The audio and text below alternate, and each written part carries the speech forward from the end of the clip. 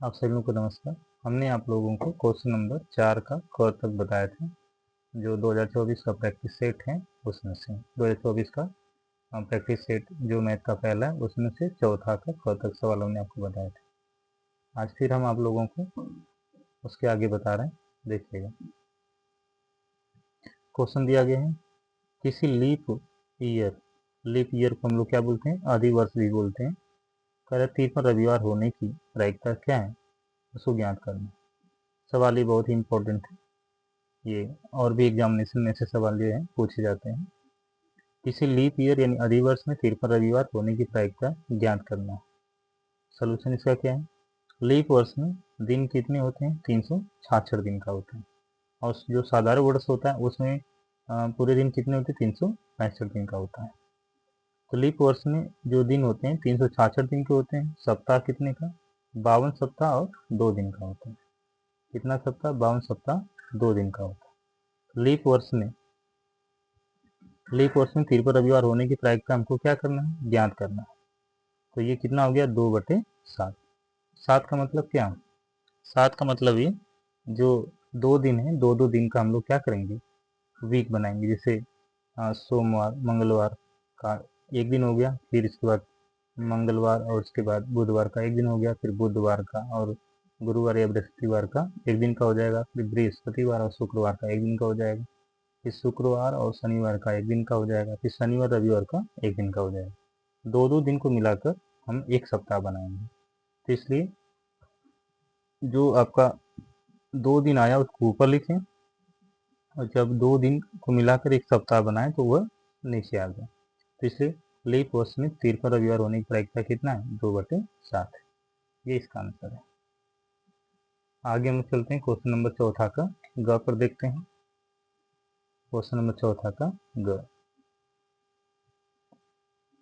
देखिए सवाल पढ़ते हैं। बिंदु 5,2,-4 से जाने वाली तथा सदिश 3i कैप 2j कैप -8 के कैप के समानांतर रेखा का सदिश समीकरण ज्ञात करना है। बिंदु 5,2,-4 से जाने वाली तथा सदिश 3i कैप + 2j कैप -8 के कैप के समांतर रेखा का सदिश समीकरण ज्ञात कीजिए। सवाल बहुत इंपॉर्टेंट है, देखिए कैसे ये होता है। दिया गया बिंदु 5,2,-4, जो बिंदु दिया गया है उसको क्या लिख सकते हैं, 5,2,-4। तो ये 3D वाले में से है, तो ये x1 का मान कितना, 5 और y1 का मान 2, z1 का मान -4 है।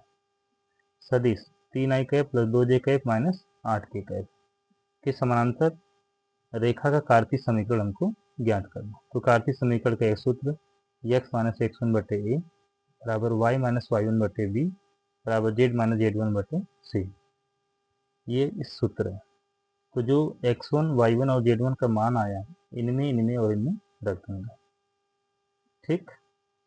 तो ये हो गया आपका x - 5 y - 2 x - 5/3, 3 कौन सा, ये वाला, y - 2/2, j का गुणांक कितना, 2 है। फिर ये कितना आ जाएगा, z -4, तो ये -4 माइनस माइनस प्लस, ये -8 होगा। तो इसको लिख सकते हैं x - 5/3 और y - 2/2 बराबर z + 4/-8। क्या ज्ञात करना है, समांतर रेखा का सदिश समीकरण को ज्ञात करना है। तो लिख सकते हैं स्मॉल वेक्टर r बराबर small vector a plus lambda vector b होता है। तो लिख सकते हैं 5i कैप - 2j कैप -4 के cap plus lambda 3i cap + 2j cap -8 के। ये आपका चौथा ग का आंसर हो गया, ठीक। इसके बाद क्वेश्चन नंबर चौथा का घ, यह भी सवाल काफ़ी इंपॉर्टेंट है।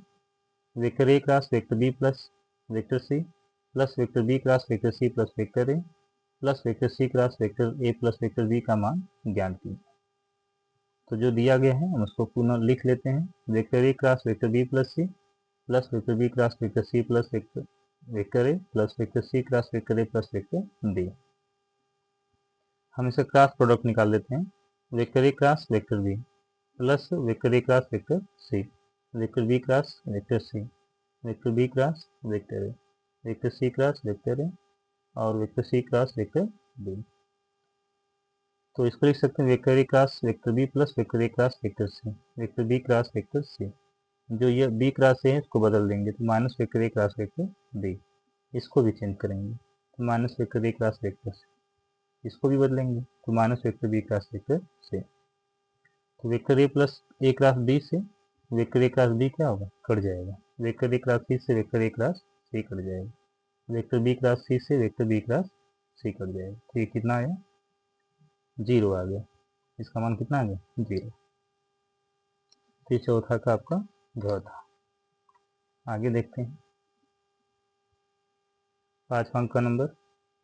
यदि कैपिटल ए बराबर 1,2,3,4,5 से बी बराबर सेट ऑफ 1,4,5 में संबंध कैपिटल आर कैसा हो, छोटा है तो कैपिटल आर से संबंधित क्रमित युग्मों का समुच्चय ज्ञात करना है तथा कैपिटल बी से कैपिटल ए तक संबंध को परिभाषित कीजिए। तो क्या क्या दिया है, सबसे पहले हम लोग उसको लिख लेते हैं। दिया है कैपिटल ए बराबर 1,2,3,4,5 तथा कैपिटल बी बराबर 1,4,5। संबंध कैपिटल आर इस प्रकार परिभाषित है, आर बराबर set of a comma b such that a less than b, b बड़ा है किससे, ए से। स्मॉल ए बिलोंग करता है कैपिटल ए को, स्मॉल बी बिलोंग करता है कैपिटल बी को। तथा कैपिटल आर से संबंधित क्रमिक युग्मों का समुच्चय, तो आर बराबर सेट ऑफ 1,4 1,5 2,4 2,5 3,4 3,5 4,5। यानी कि हम लोग क्या कर लेंगे, बारी बारी से इन प्रतिबंधों को लेंगे,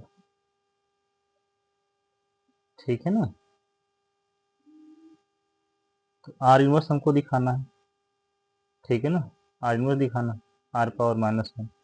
तो ये जो ऑर्डर दिए गए 1,4 इसको बदल देंगे तो ये कितना आ जाएगा, 4,1।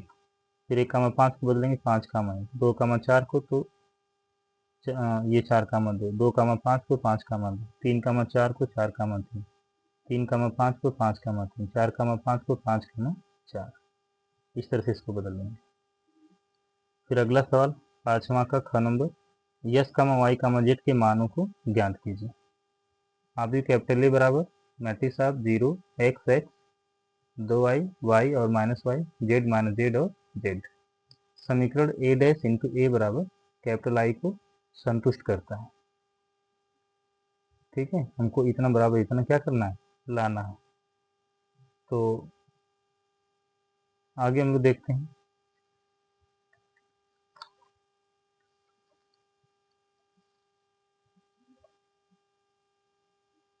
तो ये हो गया आपका, दिया है कैपिटल ए बराबर 0,2, यानी यह ऐसे लिख सकते हैं 0 x और x, यानी इसको क्या बोलते हैं, कॉलम बोलते हैं, C1 C2 और C3, ये R1 R2 और R3। जो क्षैतिज में होता है उसको रो या पंक्ति बोलते हैं, जो स्तंभ में होता है या ऐसे खड़े होता है तो उसको हम लोग कॉलम या स्तंभ बोलते हैं। तो 0 x x 2y y और -y z और z, इसका क्या निकालेंगे, ट्रांसपोज मैट्रिक्स निकाल देंगे। तो जैसे ट्रांसपोज मैट्रिक्स निकालेंगे तो ए डैश इक्वल टू 0 2y और z, इसका मतलब जो फर्स्ट रो में है वो फर्स्ट कॉलम में आ जाएगा और जो सेकंड रो है सेकंड कॉलम में, जो थर्ड रो में वो थर्ड कॉलम में। तो 0 2y और z, फिर x y y और -z, x -y और कितना आ जाएगा, z आ जाएगा। तो फिर a और a डैश को हम दोनों को साथ में रखेंगे यानी मल्टीप्लाई।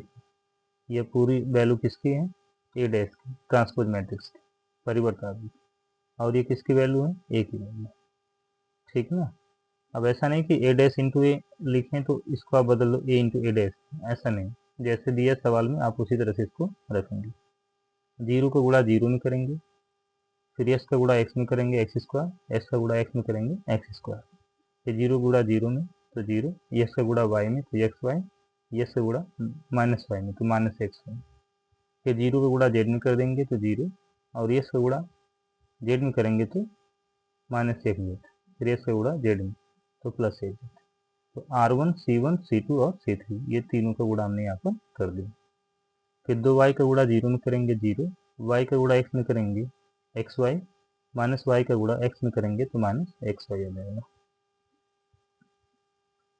इसके बाद 2y का गुणा 2y में तो 4y स्क्वायर, y का गुणा y में तो y स्क्वायर, माइनस y का गुणा माइनस y में तो ये हो जाएगा प्लस y स्क्वायर। फिर 2y का गुणा z में कर देंगे तो 2yz, y का गुणा माइनस z में तो माइनस yz, माइनस y का गुणा माइनस z में करेंगे, माइनस y का गुणा z में कर देंगे तो माइनस yz। गुणा आपको ध्यान से करना। फिर z का गुणा 0 में करेंगे तो 0, माइनस z का गुणा x में करेंगे तो माइनस zx, z का गुणा x में करेंगे तो प्लस zx, फिर z का गुणा 2y में यानी R2 में C2 में करेंगे R3 और C2 तो ये हो जाएगा 2yz। फिर माइनस z का गुणा y में करेंगे तो माइनस yz और z का गुणा माइनस y में करेंगे तो माइनस yz। फिर z का गुणा z में करेंगे तो z स्क्वायर, माइनस z का गुणा माइनस z में करेंगे तो प्लस z स्क्वायर, फिर z का गुणा z में करेंगे तो z स्क्वायर आ जाएगा। अभी देखिए एक्स स्क्वायर 2x स्क्वायर ये दोनों कट जाएंगे, ये भी कट जाएगा 0, ये भी कटेगा 0 और 4 1 5 1 6 6y स्क्वायर ये कट जाएगा 0, ये भी कटेगा, ये भी कटेगा और ये 3z स्क्वायर आ जाएगा।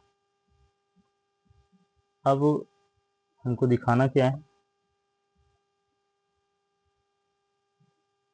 हमको क्या दिखाना है, सवाल को हम एक बार फिर से आपको दिखा देते हैं। कह रहा है कि समीकरण ए डैश इंटू ए बराबर आई को संतुष्ट करता है कि नहीं करता। देखिए तो यहाँ पर कितना आ जाएगा, दोनों अवयवों की तुलना करने पर हम आई का मतलब कितना 1 0 0 0 1 0 0 0 1 इसका जो आया था वैसे लिख दें तो कंपेयर कर देंगे। 2x स्क्वायर बराबर कितना आ जाएगा 1, तो x स्क्वायर बराबर 1/2 और x बराबर प्लस माइनस 1/3 में 2 आ जाएगा। फिर 6y स्क्वायर बराबर कितना 6y स्क्वायर बराबर 1 आ जाएगा, तो फिर 6 से डिवाइड कर देंगे तो y स्क्वायर इक्वल टू कितना 1/6, y बराबर प्लस माइनस 1/3 में 6 आ जाएगा। तथा 3z स्क्वायर बराबर 1, तो z स्क्वायर बराबर 1/3, तो z बराबर कितना आ जाएगा प्लस माइनस 1/3 में 3। ठीक है, तो ये इनका क्या था एक बार फिर से देख लीजिए। यहाँ हम लोग क्या कर लिए, यहाँ पे ये दोनों का तुलना कर ली तो 2x स्क्वायर बराबर 1 आया, तो इसको हल करेंगे। x स्क्वायर बराबर 1/2 तो ये हुआ प्लस माइनस 1/3 में 6y स्क्वायर बराबर 1, y स्क्वायर बराबर 1/6 तो y बराबर प्लस माइनस 1/3 में 6। 3z स्क्वायर बराबर 1 तो z स्क्वायर बराबर 1/3 तो z बराबर प्लस माइनस 1/3 में 3। ये इसके मान आ गए किसके एक्स वाई जेड। तो ये क्वेश्चन नंबर आपका कौन सा था एक बार फिर से हम लोग देख लेते हैं। ये क्वेश्चन 5वां का ख का ये आंसर कितना आ गया, इतना आ गया, एस का मान इतना, वाई का मान इतना और जेड का मान। तो आप लोग सब लोग इन सभी सवालों को फिर से आप लोग अच्छे से देखिएगा और बार बार इसको रिवाइज कीजिएगा। धन्यवाद आप लोगों को।